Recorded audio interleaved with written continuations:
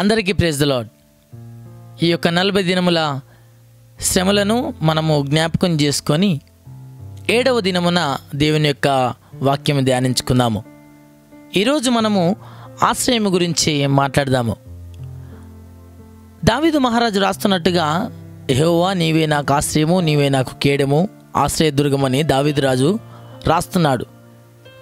ఆశ్రయము ఎవరికి కావాలంటే, ఎవరు లేని వారికి ఒకటి ఆశ్రయముగా కావాలి, తలదాచుకోవడానికి. మనకు కూడా ఆశ్రయము క్రీస్తుగా ఉండాలని క్రీస్తు భావిస్తున్నాడు. దేవుని బిడ్డలారా, మనము ఈ యొక్క ఆశ్రయం ఎందుకు పొందుకోవాలి అంటే, యేసుక్రీస్తుల వారు తన తండ్రికి తన యొక్క శరీరమును అప్పగించుకున్నాడు. తన యొక్క వీపు దున్నబడింది కొరడా దెబ్బలతోని. ఎందుకనగా మనకు ఆశ్రయం కల్పించడానికి, రక్షణ అనే ఆశ్రయం కల్పించడానికి యేసుక్రీస్తుల వారు మరణించేంతగా దెబ్బలు తిన్నారండి, కొట్టబడ్డారు. అలాగే మరి తన యొక్క రక్తము వలన మనకు రక్షణ అనే ఆశ్రయం దొరికింది. అది మనం జ్ఞాపకం ఉంచుకోవాలి. యెషయా గ్రంథంలో ఈ విధంగా సెలవిస్తుంది. బైబిల్ గ్రంథంలో యెషయా గ్రంథము 53వ అధ్యాయము 12వ వచనములో, మరణము నొందునట్లు అతడు తన ప్రాణమును దారపోసెను అని యెషయా గ్రంథము 53వ అధ్యాయము 12వ వచనంలో ఉంది.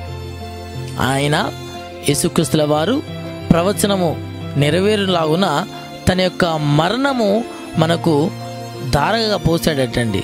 తన యొక్క రక్తము మనకు దారగా పోసాడు. ఇంకో వచనంలో కూడా ఈ విధంగా సెలవిస్తుంది, మరణమగునంతగా నా ప్రాణము బహు దుఃఖములో మునిగిపోయినని ఈ యొక్క వాక్యం సెలవిస్తుంది.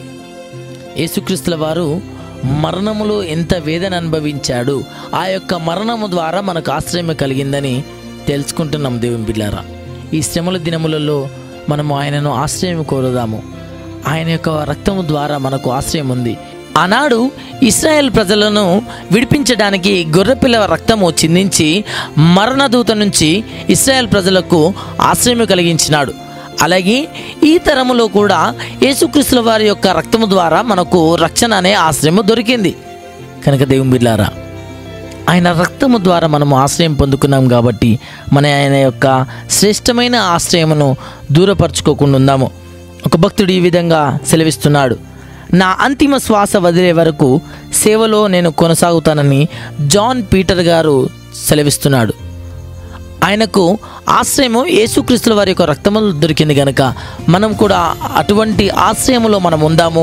ఖచ్చితంగా దేవుని యొక్క ఆశీర్వాదం మనం పొందుకుందాము. దేవుని యొక్క ఆశ్రయములో మనం ఉందుముగాక. ఆమెన్.